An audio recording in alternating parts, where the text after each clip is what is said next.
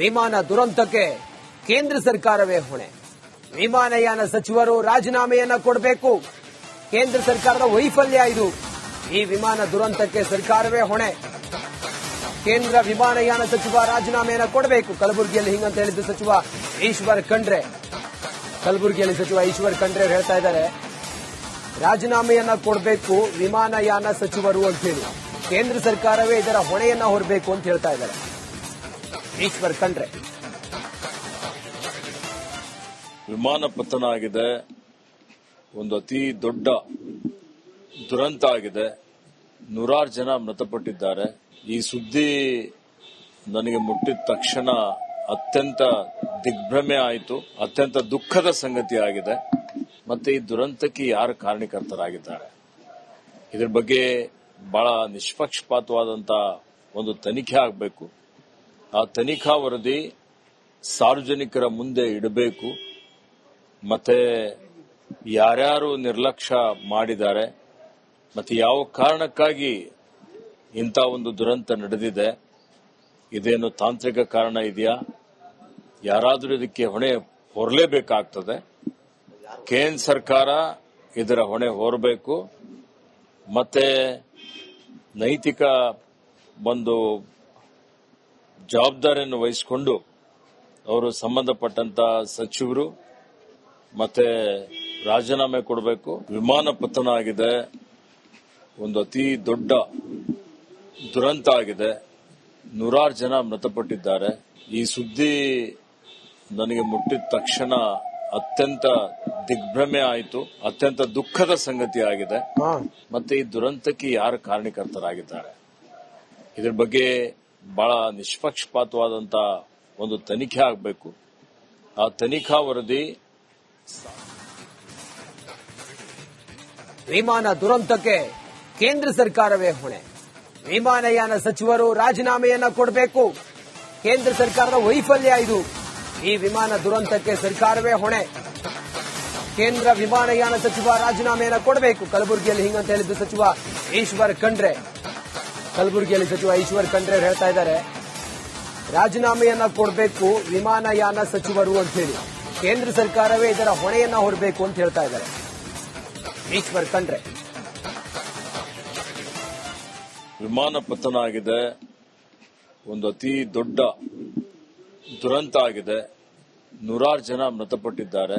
ಈ ಸುದ್ದಿ ನನಗೆ ಮುಟ್ಟಿದ ತಕ್ಷಣ ಅತ್ಯಂತ ದಿಗ್ಭ್ರಮೆ ಆಯಿತು. ಅತ್ಯಂತ ದುಃಖದ ಸಂಗತಿ ಆಗಿದೆ. ಮತ್ತೆ ಈ ದುರಂತಕ್ಕೆ ಯಾರು ಕಾರಣಕರ್ತರಾಗಿದ್ದಾರೆ, ಇದರ ಬಗ್ಗೆ ಬಹಳ ನಿಷ್ಪಕ್ಷಪಾತವಾದಂತಹ ಒಂದು ತನಿಖೆ ಆಗಬೇಕು. ಆ ತನಿಖಾ ವರದಿ ಸಾರ್ವಜನಿಕರ ಮುಂದೆ ಇಡಬೇಕು.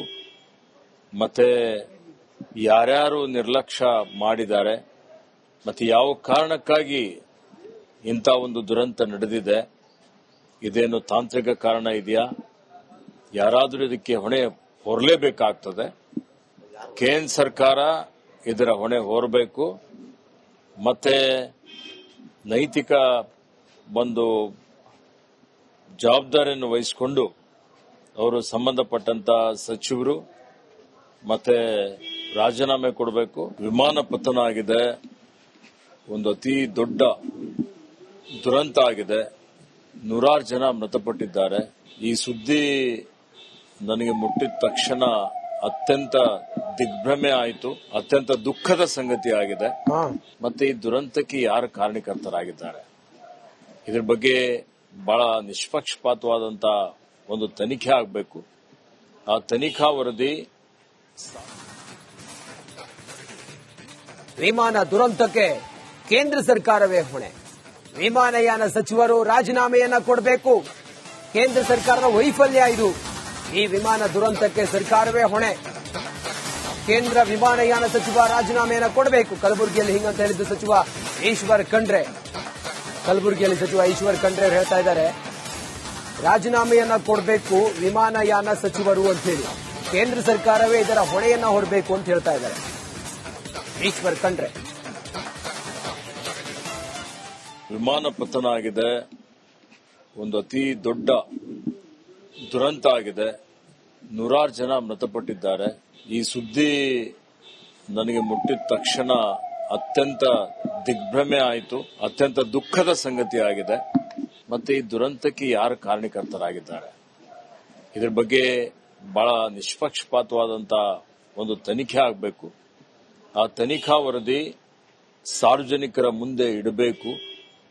ಮತ್ತೆ ಯಾರ್ಯಾರು ನಿರ್ಲಕ್ಷ್ಯ ಮಾಡಿದ್ದಾರೆ, ಮತ್ತೆ ಯಾವ ಕಾರಣಕ್ಕಾಗಿ ಇಂಥ ಒಂದು ದುರಂತ ನಡೆದಿದೆ, ಇದೇನು ತಾಂತ್ರಿಕ ಕಾರಣ ಇದೆಯಾ, ಯಾರಾದರೂ ಇದಕ್ಕೆ ಹೊಣೆ ಹೊರಲೇಬೇಕಾಗ್ತದೆ.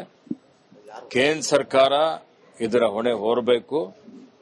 ಮತ್ತೆ ನೈತಿಕ ಒಂದು ಜವಾಬ್ದಾರಿಯನ್ನು ವಹಿಸಿಕೊಂಡು ಅವರು ಸಂಬಂಧಪಟ್ಟಂತ ಸಚಿವರು ಮತ್ತೆ ರಾಜೀನಾಮೆ ಕೊಡಬೇಕು. ವಿಮಾನ ಪತನ ಆಗಿದೆ, ಒಂದು ಅತಿ ದೊಡ್ಡ ದುರಂತ ಆಗಿದೆ, ನೂರಾರು ಜನ ಮೃತಪಟ್ಟಿದ್ದಾರೆ. ಈ ಸುದ್ದಿ ನನಗೆ ಮುಟ್ಟಿದ ತಕ್ಷಣ ಅತ್ಯಂತ ದಿಗ್ಭ್ರಮೆ ಆಯಿತು, ಅತ್ಯಂತ ದುಃಖದ ಸಂಗತಿ ಆಗಿದೆ. ಮತ್ತೆ ಈ ದುರಂತಕ್ಕೆ ಯಾರು ಕಾರಣಕರ್ತರಾಗಿದ್ದಾರೆ, ಇದರ ಬಗ್ಗೆ ಬಹಳ ನಿಷ್ಪಕ್ಷಪಾತವಾದಂತ ಒಂದು ತನಿಖೆ ಆಗಬೇಕು. ಆ ತನಿಖಾ ವರದಿ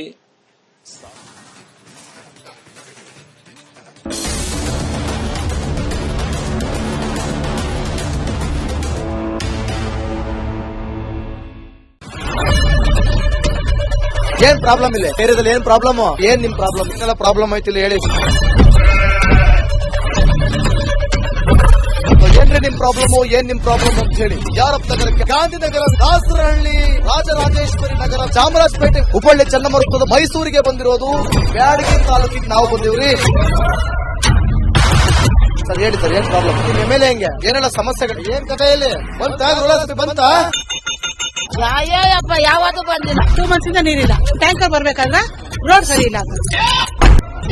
ಯಾರತ್ರ ಹೋಗಿ ಇರೋದಕ್ಕೆ ನಮ್ಗೆ ಯಾರು ಇಲ್ಲ. ಇಲ್ಲಿ ಕಿತ್ತೋದ್ರೆ ಏನ ಅಲ್ಲ ಹಾಳಾಗೋದ್ರು ಇದು ಯಾರು ನೋಡರೇ ಗತಿ ಇಲ್ಲ. ನಾವಿದ್ದೀವಿ ಅಂತಾರೆ. ಇವಾಗ ಯಾರು ಎಮ್ಎಲ್ಎ ಮಗ ಒಂದ್ ದಿವಸನೂ ಬಂದಿಲ್ಲ. ಫುಲ್ ಸ್ಟ್ಯಾಂಡರ್ಡ್ ಲಕ್ಸುರಿಯಸ್ ಬೆಡ್ರೂಮ್ ಐತ್ರಿ ಅದು. Taj west end tradition blue. Meeting ನಿಮ್ದು ಮೀಟಿಂಗ್ ಇಲ್ಲಿ ಮಾಡ್ರಿ. ಇಷ್ಟು ವರ್ಷ ಆಯ್ತು, ಇದಕ್ಕೆಲ್ಲ ಯಾರು ಸರ್ ಜವಾಬ್ದಾರಿ? 200 ರೂಪಾಯಿ ಬ್ಯಾಂಕ್ಗೆ ಹೋಗ್ತೀನಿ ಬರ್ತಾ ಇದ್ದೀನಿ, ಹೋಗ್ತೀನಿ ಬರ್ತಾ ಇದ್ದೀನಿ. ಬ್ಯಾಂಕ್ಗೆ ಹೋಗ್ತೀನಿ ಬರ್ತೀನಿ 2,000 ಮಾತ್ರ ಬರ್ತಾ ಇಲ್ಲ. 2,000 ನಂದೇ ಹೊಂಟೋಯ್ತು. ನಿಲ್ ಮೇಲೆ ಭಾರಿ ಐಟ್ ಅದಲ್ಲ ಮಾರ. ಬರಲ್ಲ ಕಣ್ರಿ ಸರ್. ರಾತ್ರಿ 1 ಗಂಟೆವರೆಗೂ ಎಣ್ಣೆ ಅಂಗಡಿ ತೆಗಿಬೇಕಾದ್ರೆ ಬೆಳಗ್ಗೆ 4 ಗಂಟೆವರೆಗೂ ತೆಗಿಬೋದಲ್ಲ. ಮಗನೂ ನೋಡಲ್ಲ, ಯಾರು ನೋಡಲ್ಲ. ನಾನು ಒಬ್ಬಳು ನೋಡ್ಕೊಂತೀರಜ್ಜ. ಮೊಮ್ಮಕ್ಕಳಿಗೆ ಅಮ್ಮ ಅಪ್ಪ ಇಲ್ಲ, ಅವರು ನೋಡಿ ಬದುಕ್ತಾ ಇದೀವಿ. ದೇವ್ರು ಬಿಟ್ಟಂಗೆ ಆಗುತ್ತೆ.